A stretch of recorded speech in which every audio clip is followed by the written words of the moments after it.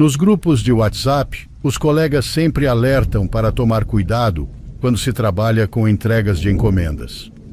Falo daqueles aplicativos de transporte que permitem levar documentos, objetos, pertences, comida e praticamente qualquer coisa. O problema é justamente esse. Você nunca sabe se estão te mandando algo proibido. Circulava a história de um motorista que recebeu uma solicitação de entrega. Ele estava perto do local de retirada e o destino também não era tão longe. Depois descobriram que a polícia estava envolvida no esquema e o motorista nunca chegou a verificar o conteúdo do pacote. Até hoje o cara está preso porque não conseguiu dinheiro suficiente para sair daquela situação.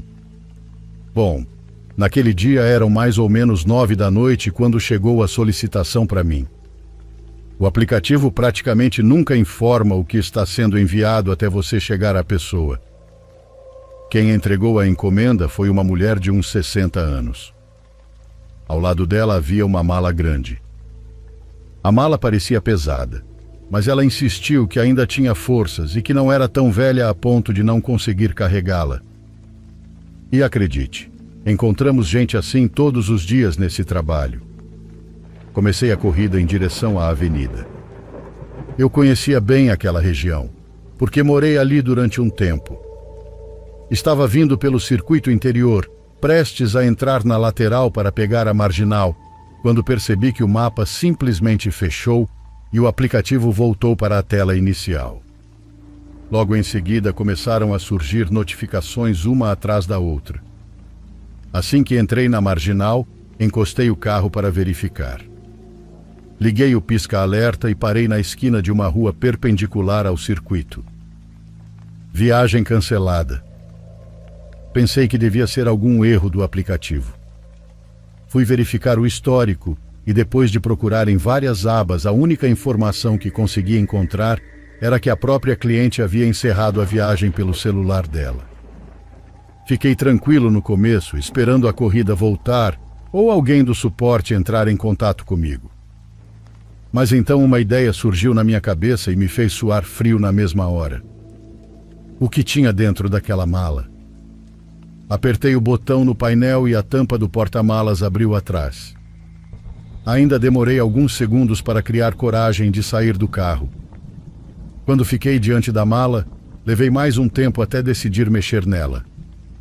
Bastou puxá-la e colocá-la na vertical dentro do porta-malas para meu coração quase parar. Ela estava pesada, como se houvesse 2 pedras enormes dentro dela. Só que pedras macias e molhadas. Sabe do que estou falando? Na mesma hora pensei que devia haver um torso e uma cabeça ali dentro, ou algo equivalente. Uma tontura repentina me atingiu e meu coração disparou. Olhei para minhas mãos. Estava escuro, então precisei dar alguns passos para trás até que a luz de um poste iluminasse meus dedos manchados de sangue. Como se aquilo ainda não fosse prova suficiente, levei as mãos até o nariz. Tinha cheiro de sangue. Nem por um segundo eu cogitei abrir aquela mala. Mas então veio outra pergunta. O que eu faria com ela agora? A única solução parecia ser ir até as autoridades e entregar a encomenda. Afinal, esse sempre foi o protocolo.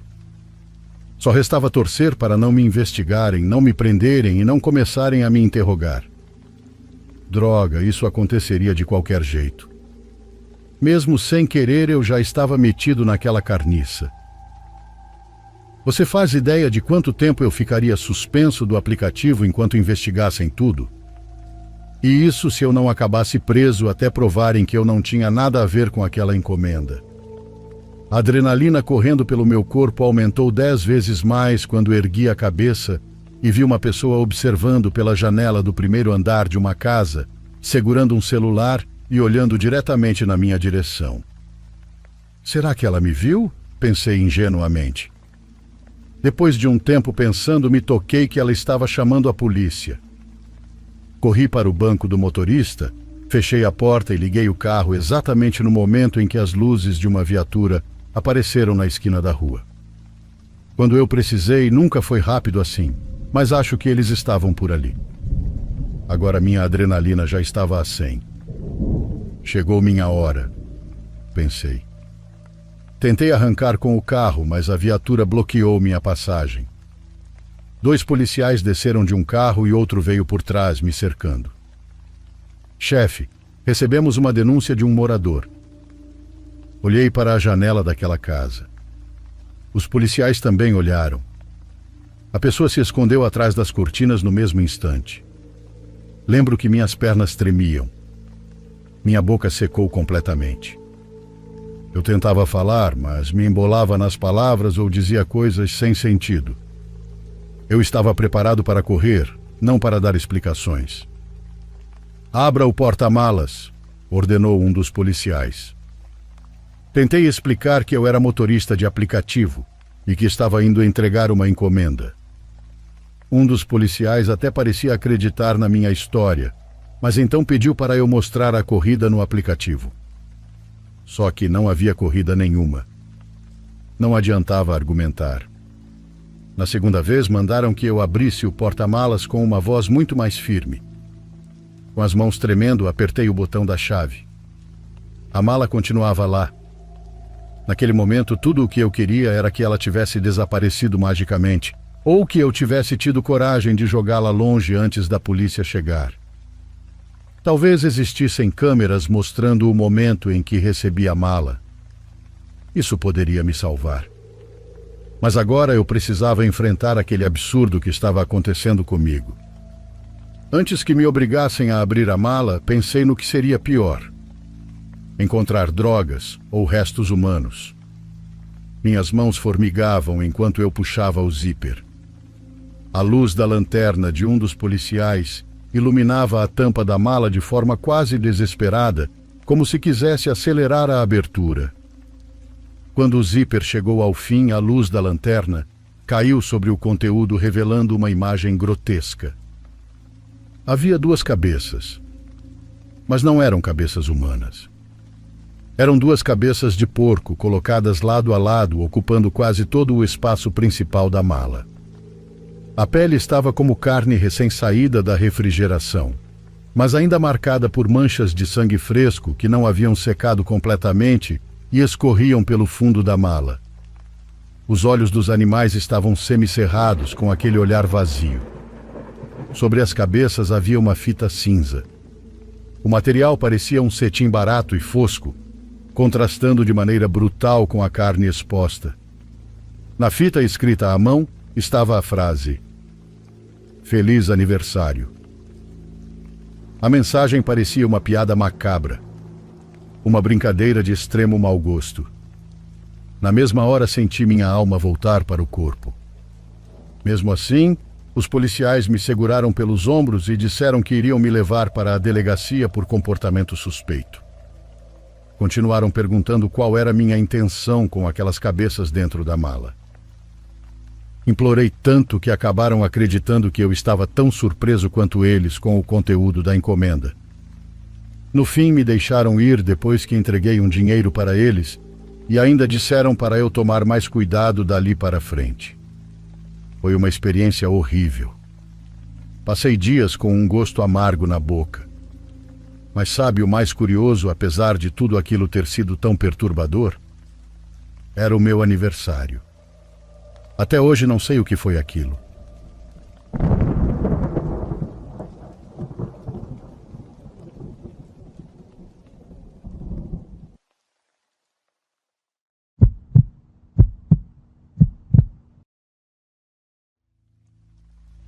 Um forte abraço a todos.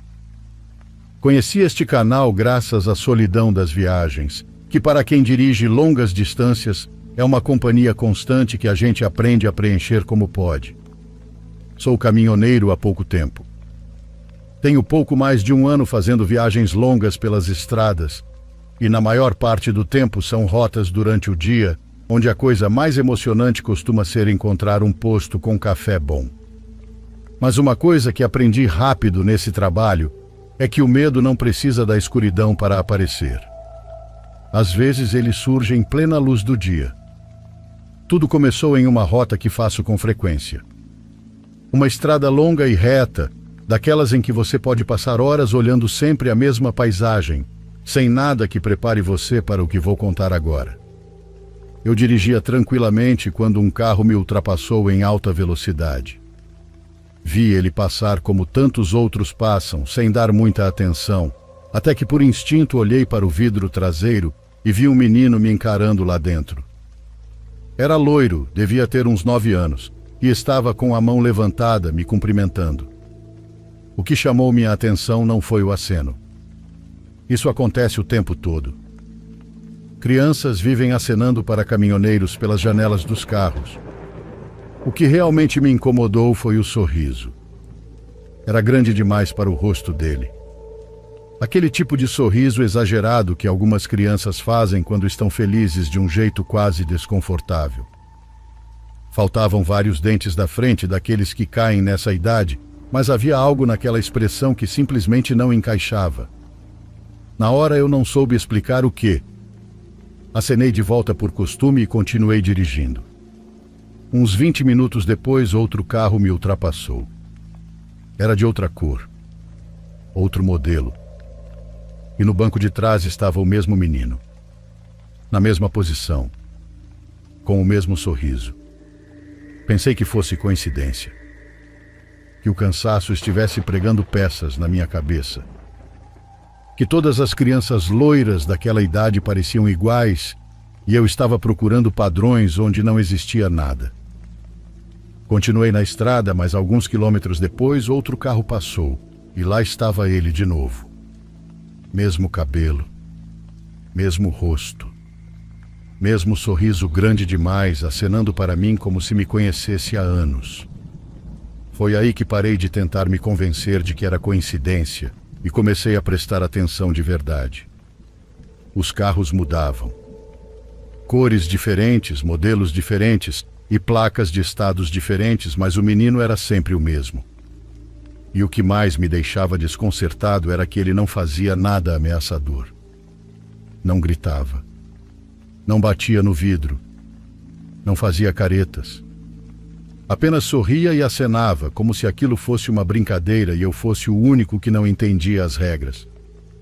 Quanto mais eu avançava na viagem, mais vezes ele aparecia. No começo era a cada meia hora. Depois a cada 20 minutos. Depois a cada 10. Como se o intervalo entre as aparições diminuísse à medida que eu me aproximava do meu destino. Cheguei em casa naquela tarde completamente exausto, mas não era um cansaço físico. Era aquele desgaste mental de passar horas tentando encontrar uma explicação lógica para algo que não faz sentido. Fui dormir cedo. Naquela noite sonhei com ele. No sonho, o menino estava parado ao lado da minha cama. Ali dentro do meu quarto. Usava a mesma roupa, tinha o mesmo cabelo loiro, mas havia algo diferente. Ele já não tinha falhas nos dentes.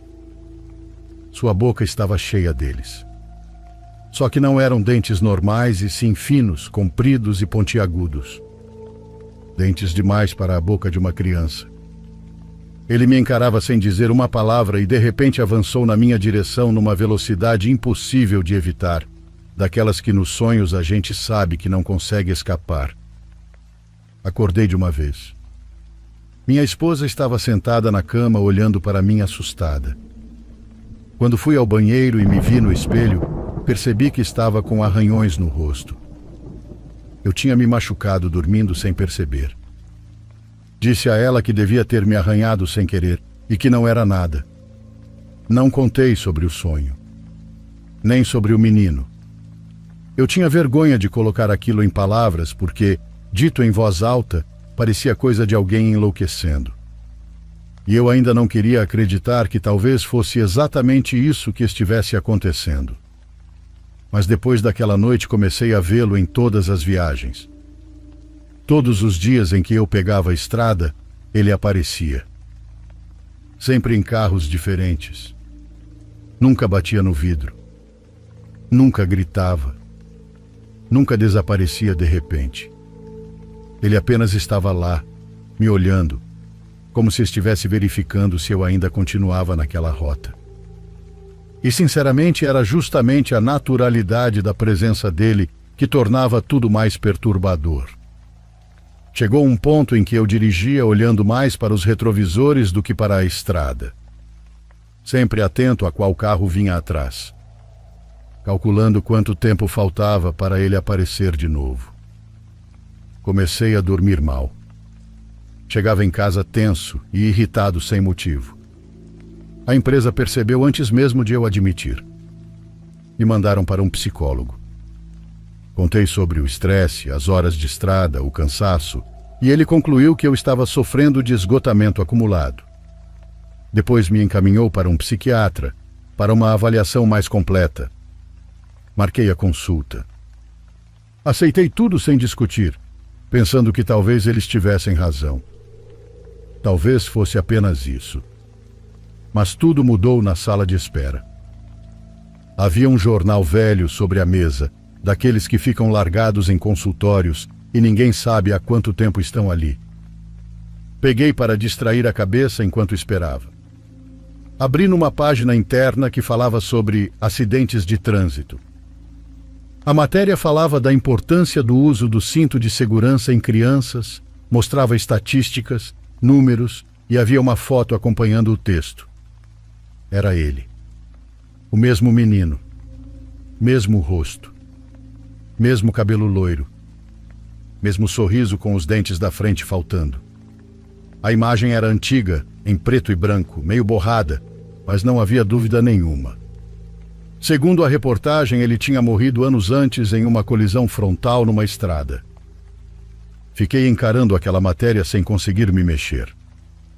A primeira explicação racional que me veio à cabeça foi que talvez eu tivesse visto aquela foto em algum lugar antes, sem me lembrar. Talvez minha mente tivesse guardado aquilo e transformado a lembrança em alguma obsessão doentia. Agarrei-me a essa ideia porque era a única coisa que me permitia continuar sentado naquela cadeira sem sair correndo dali. Quando entrei no consultório e sentei diante do psiquiatra, tentei agir normalmente. Contei sobre o estresse, sobre os sonhos e sobre a paranoia com os espelhos. Em algum momento, enquanto ele falava, meus olhos pararam em um quadro pendurado na parede atrás dele. Era um desenho infantil emoldurado, daqueles usados para deixar o ambiente mais acolhedor. Uma casa, uma árvore, o sol no canto do papel e do lado de fora da casa um menino brincando. Loiro, sorrindo.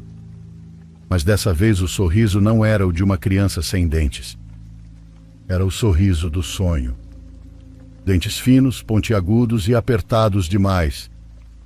Dentes demais. Ele me encarava do quadro da mesma forma que me encarava dos carros, com aquela expressão de quem espera há muito tempo que você finalmente entenda alguma coisa. Não falei nada para o médico. Não consegui. Só queria terminar a consulta e sair daquele prédio. Receitaram medicação e comecei a tomar naquela mesma semana. Com os remédios, as aparições diminuíram. Hoje eu quase não o vejo, ou pelo menos é isso que eu tento acreditar. Mas existe uma coisa que ainda não me deixa em paz. O psiquiatra diz que quando eu melhorar o suficiente, provavelmente vai começar a reduzir a medicação aos poucos. Que o objetivo é que eu não dependa dela para sempre. E eu, sinceramente, não quero parar. Não porque tenha me acostumado, nem porque tenha medo do processo, mas porque existe uma certeza que remédio nenhum conseguiu arrancar da minha cabeça. Aquele menino não desapareceu.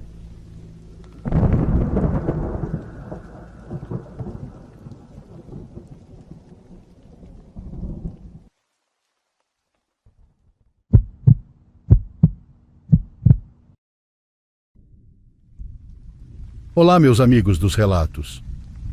Acompanho essas histórias faz algum tempo e queria muito relatar a minha. Acho que agora é a hora certa. Então lá vai Diário dos Pesadelos. Podem me chamar de Alê. Naqueles tempos eu morava com minha esposa na casa dos meus sogros, em uma pequena comunidade aqui no início de Minas.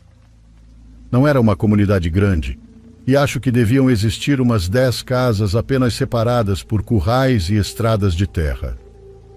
Para mim, aquilo parecia mais um sítio, embora fosse maior do que o dos meus pais. Meu sogro tinha algumas vacas, mas não as mantinha perto da casa.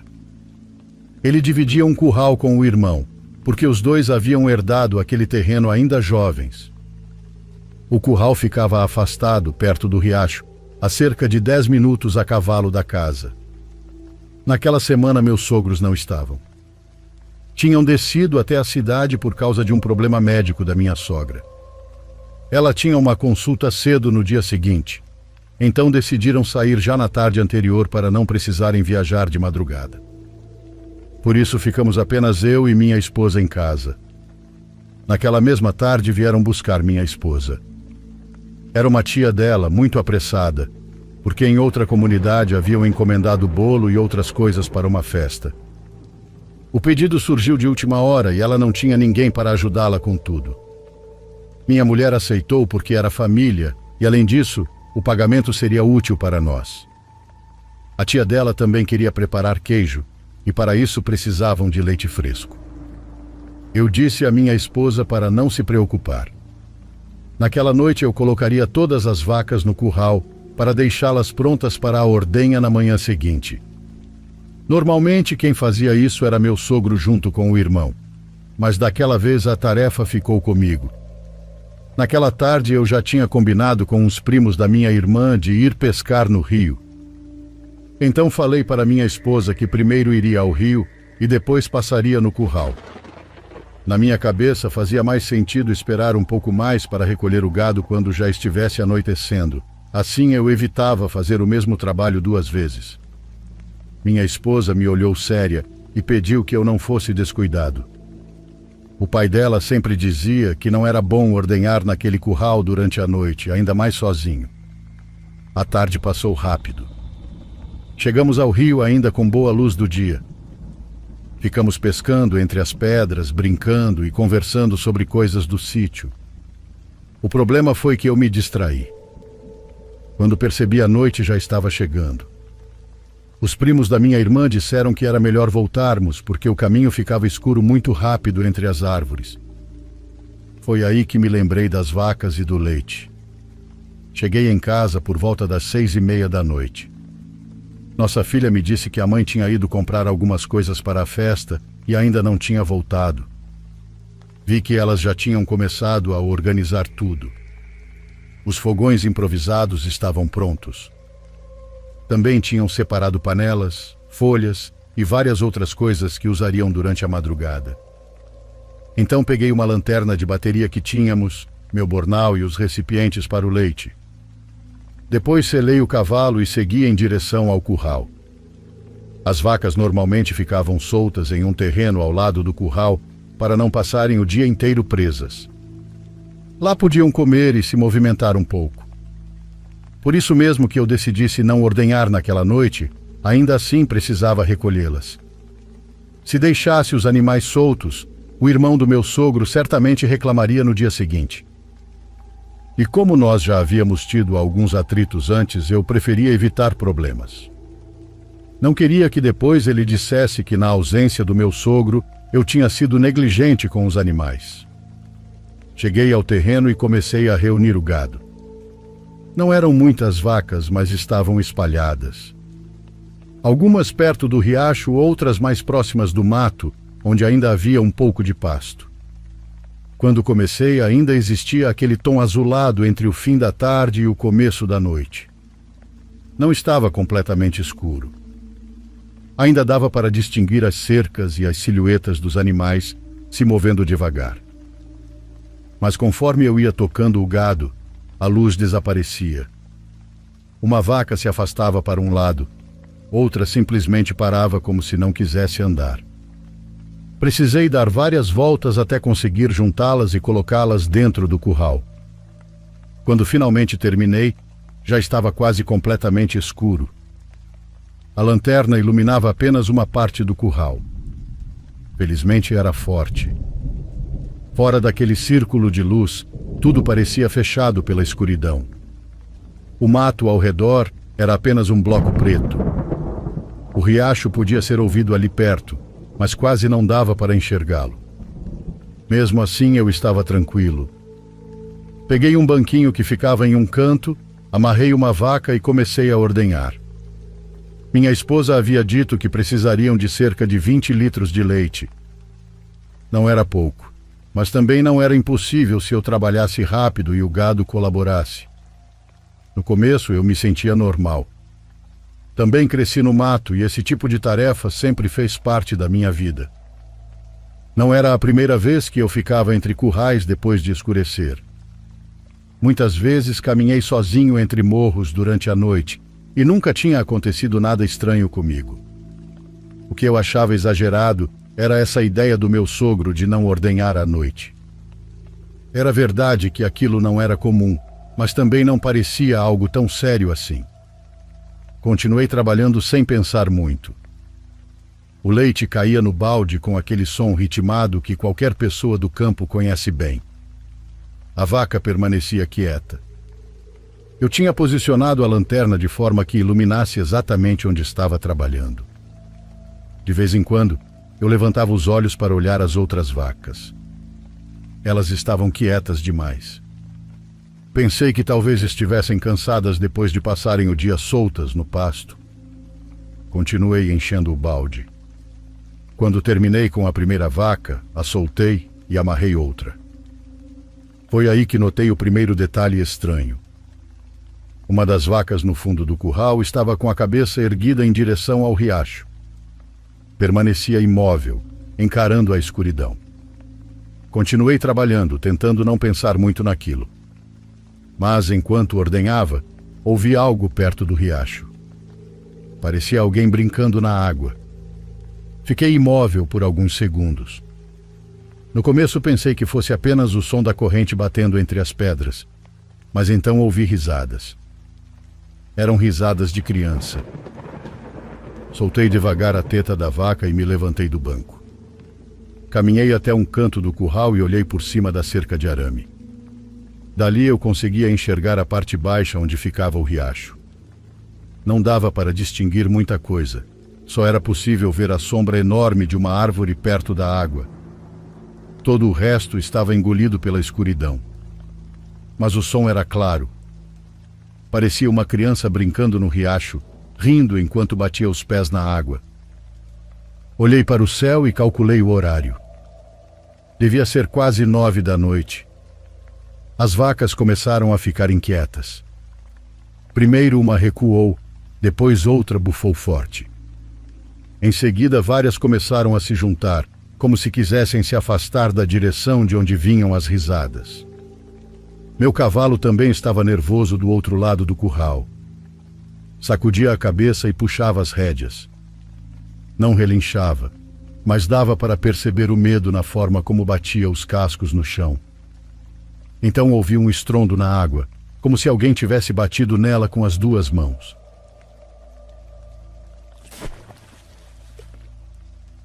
As risadas pararam. Depois veio um choro. O som ecoava junto com a água se movendo. Era um choro baixo no começo, mas foi ficando cada vez mais claro. A primeira coisa que pensei foi que alguém estava se afogando.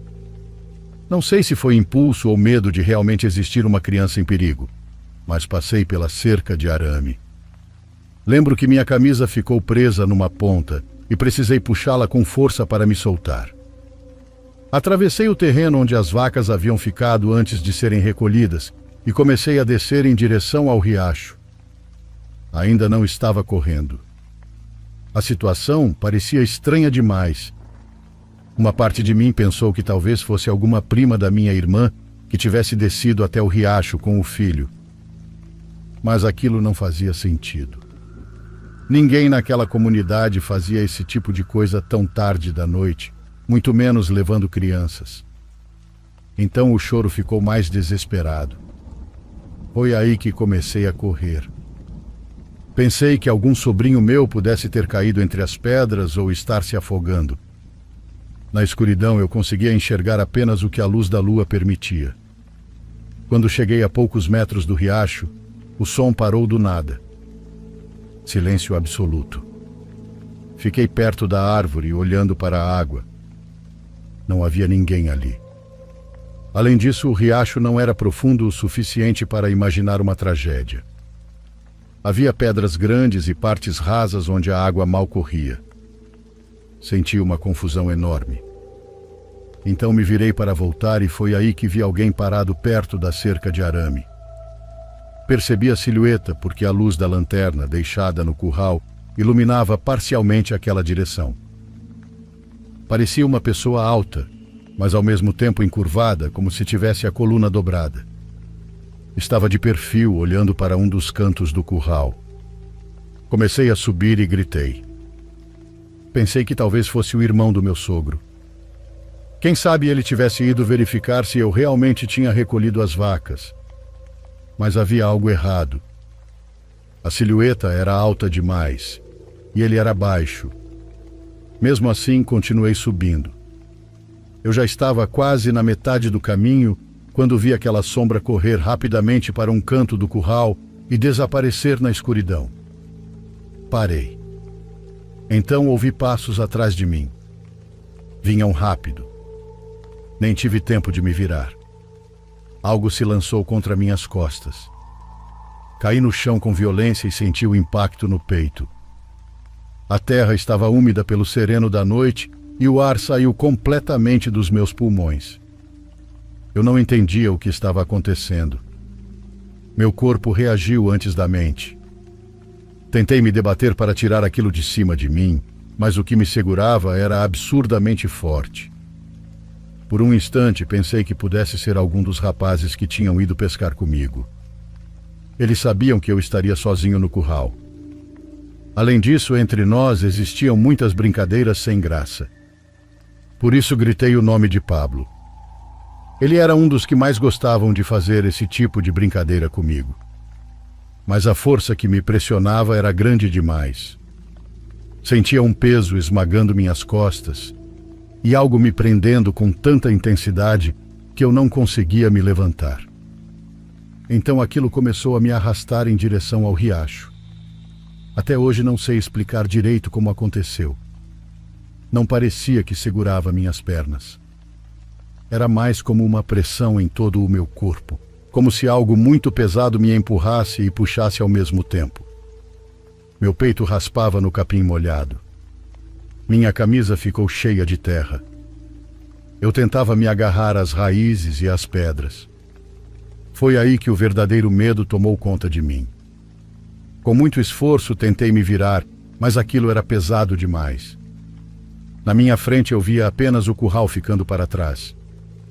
A luz da lanterna parecia cada vez mais distante. Tentei virar o rosto. Consegui enxergar uma cabeça ao meu lado. Parecia a cabeça de uma pessoa, mas tinha cabelos longos e embolados.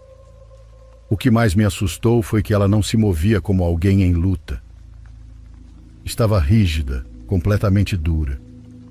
A luz da lua me permitiu distinguir alguns traços, e aquilo foi o que mais me aterrorizou. O rosto parecia deformado, como se houvesse pele sobrando. Não sei explicar direito. Parecia cheio de dobras, caroços e rugas amontoadas de maneira grotesca. A pele parecia não caber no rosto. Também consegui ver a boca. Os dentes se projetavam para fora, grandes e apertados, como se a boca não conseguisse fechar direito. Entrei em desespero. Comecei a me debater com toda a força que tinha. Golpeava para trás com os cotovelos, tentava empurrar, arranhar e escapar de qualquer maneira. Então ouvi sua respiração. Era pesada. Respirava como um cavalo depois de correr por muito tempo. Quando já estávamos perto da árvore e senti que aquilo tentava me puxar para a parte baixa do riacho, estiquei os braços o máximo que consegui até que uma das minhas mãos encontrou uma raiz. Nem sei como consegui segurá-la, só lembro de agarrá-la com toda a força que ainda me restava. Aquela coisa continuou me puxando. Senti como se meus braços fossem se romper pelo esforço. Meu corpo raspava no chão e eu mal conseguia respirar. Então comecei a chutar desesperadamente. Não sei onde acertei. Nem sei se minhas pernas realmente alcançaram aquilo direito. Só sei que continuei chutando até que, de repente, a pressão nas minhas costas desapareceu. Foi apenas um segundo, mas meu corpo reagiu antes mesmo que eu pudesse pensar. Consegui me virar e tentei ficar de pé. Escorreguei no capim, apoiei uma mão no chão e me levantei cambaleando. Quando olhei para trás, eu o vi. Era um homem muito alto e extremamente magro, mas havia algo profundamente errado em seu corpo. A cabeça era grande demais para o tamanho dele. Parecia quase o dobro do tamanho de uma cabeça humana normal. Foram apenas alguns segundos enquanto eu recuava, tentando não cair novamente. O rosto era deformado, cheio de pele caída e amontoada em algumas partes. Parecia que estava derretendo. Continuei recuando. Tentava me acalmar, mas sentia as pernas fracas, as mãos tremendo e o peito queimando por causa da pancada. Então corri. Juro que nunca corri daquela maneira na vida. Parecia que eu saltava a cada passada.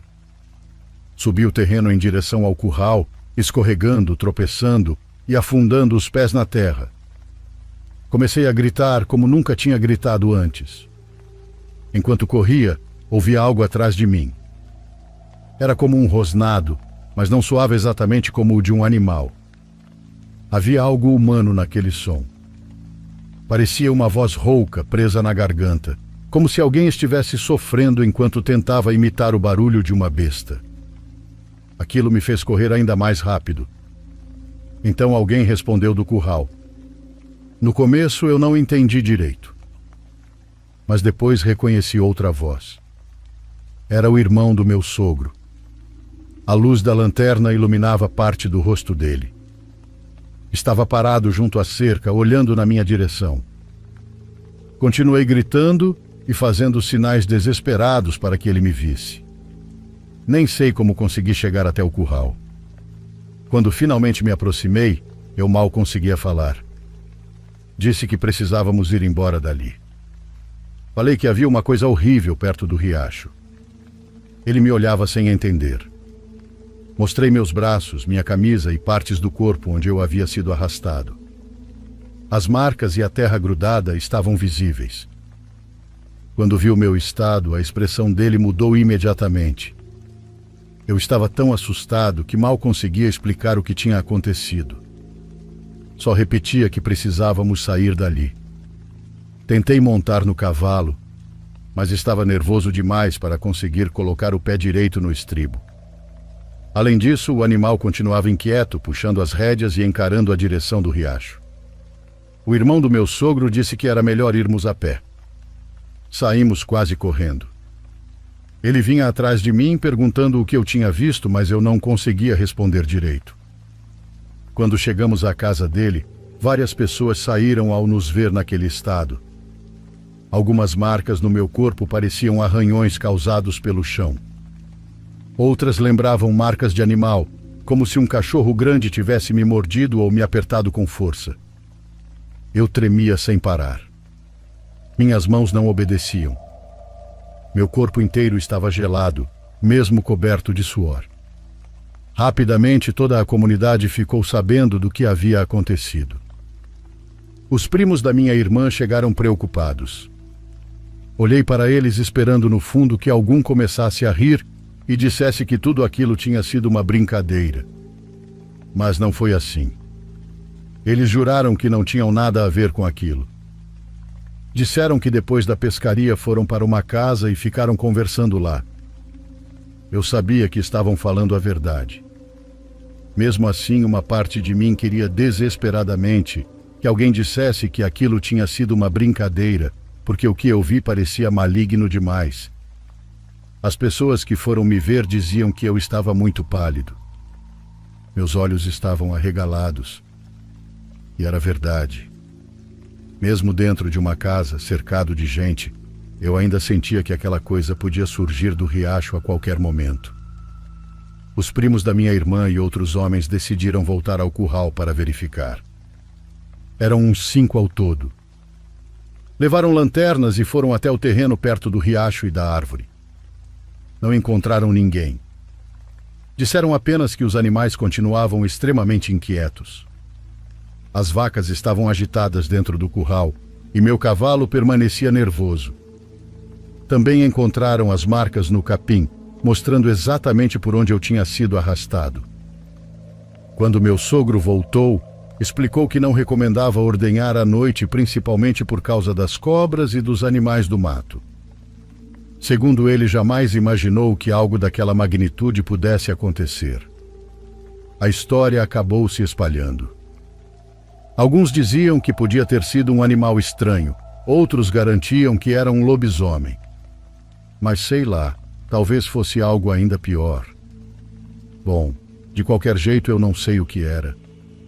Só sei que me deu um susto de parar o coração.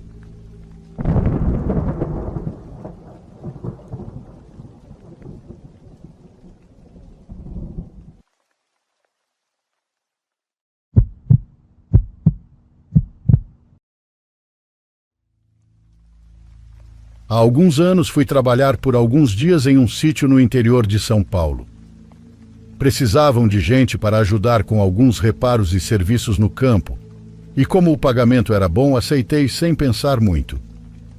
O lugar ficava bastante longe da cidade, escondido entre montes e estradas de terra por onde quase nenhum veículo passava. Desde o momento em que cheguei, senti que havia algo estranho naquele lugar. Mas naquela hora não dei muita importância. Éramos poucos trabalhando ali, e quase todos já viviam na região há muitos anos. Na primeira noite, enquanto jantávamos, um dos peões comentou algo que achei ser apenas uma brincadeira para assustar o novato. Ele disse que depois de certo horário não era bom sair da casa. Falou aquilo de forma tão tranquila, como se estivesse explicando uma regra comum do lugar. Outro homem ainda acrescentou que se eu escutasse alguma coisa do lado de fora durante a noite, o melhor seria ignorar. A casa onde dormíamos era velha, feita de barro, com janelas pequenas e um grande quintal nos fundos. Durante a noite era possível ouvir animais se movendo pelo mato, galhos batendo e o vento forte atravessando o campo. Mas também existiam outros sons que não pareciam normais. Na primeira madrugada, ouvi batidas contra uma parede nos fundos da casa. Pensei que algum dos homens estivesse trabalhando lá fora ou organizando ferramentas. Na manhã seguinte, perguntei quem havia estado ali durante a noite e um dos peões me olhou de forma estranha. Ele disse que atrás daquela parede não existia absolutamente nada, apenas campo vazio por quilômetros.